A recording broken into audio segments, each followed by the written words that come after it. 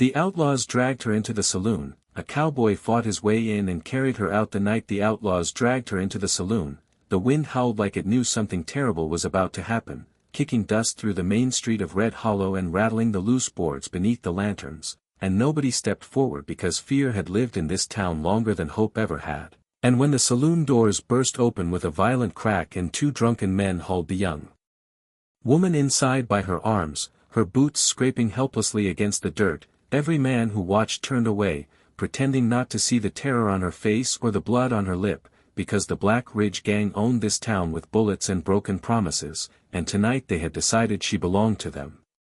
Inside, the saloon reeked of whiskey, sweat, and cruelty, laughter erupting as the woman was thrown onto a table, bottles crashing to the floor while she fought and screamed, her voice cracking as she begged for mercy that never came in Red Hollow, and the piano player stopped mid-note, hands shaking, eyes fixed on the floor, because everyone knew what happened to people who interfered. Outside, a lone cowboy reined his horse to a halt. His coat was worn, his hat pulled low, his face shadowed by years of loss and quiet resolve. He had just ridden into town for supplies, nothing more, but when he heard her scream, raw, desperate, human, something inside him snapped, because he had heard that sound before, years ago, the night he failed to save his sister. He dismounted slowly, tying his horse like a man walking toward his own grave, and the townsfolk watched him with pity, because they recognized the look of someone about to die for doing the right thing.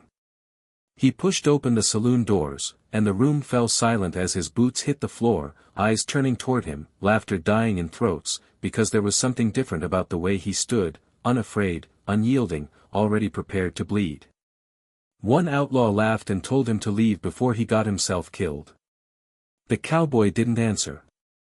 He looked only at the woman, trembling, her dress torn, her eyes wide with terror, and then he removed his hat and set it down gently on the bar, as if he wanted the world to remember who he was before it ended.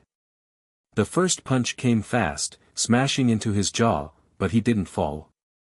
Chairs splintered, fists flew, bottles shattered, and the saloon erupted into chaos as the cowboy fought like a man who had already lost everything and refused to lose one more soul. He was stabbed, shot grazed his shoulder, blood soaking through his shirt, yet he kept moving, driven by something stronger than fear, redemption. One by one, the outlaws fell, groaning on the floor, until only silence remained, broken by his heavy breathing. He staggered to the woman, gently lifting her as if she weighed nothing, wrapping his coat around her torn shoulders, shielding her from every eye in the room. She clung to him, sobbing into his chest, and as he carried her out into the cold night, the town finally remembered what courage looked like. The cowboy collapsed just beyond the saloon doors, dropping to one knee as the woman screamed for help, and for a moment it seemed Red Hollow would claim another hero, but something remarkable happened. Someone stepped forward, then another, and another, until hands reached out, lifting them both, carrying them to the doctor's office while the Black Ridge gang lay broken behind them. The woman stayed by his side through the night, holding his hand as the doctor worked, whispering words he could barely hear, telling him he wasn't alone anymore, telling him his pain had meaning. When he finally opened his eyes at dawn, sunlight spilling through the window, she was still there, her bruises tended, her spirit unbroken, and she smiled through tears because someone had finally chosen her life over their fear. Word spread fast. The gang fled by morning, realizing their grip on Red Hollow had shattered the moment one man refused to look away. The townsfolk rebuilt the saloon, not as a place of cruelty, but as a gathering hall, and they spoke the cowboy's name with reverence, though he never asked for it. He stayed long enough to see the woman safe, to see her open a small bakery near the church, laughter returning to her eyes, and then one day he saddled his horse again. She begged him to stay, and he smiled softly, telling her heroes don't stay where statues can be built, they ride where they're needed most.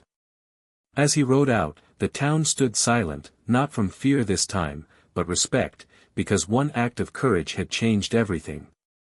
And maybe that's why stories like this still matter today, because somewhere, someone is waiting for hope to walk through the door.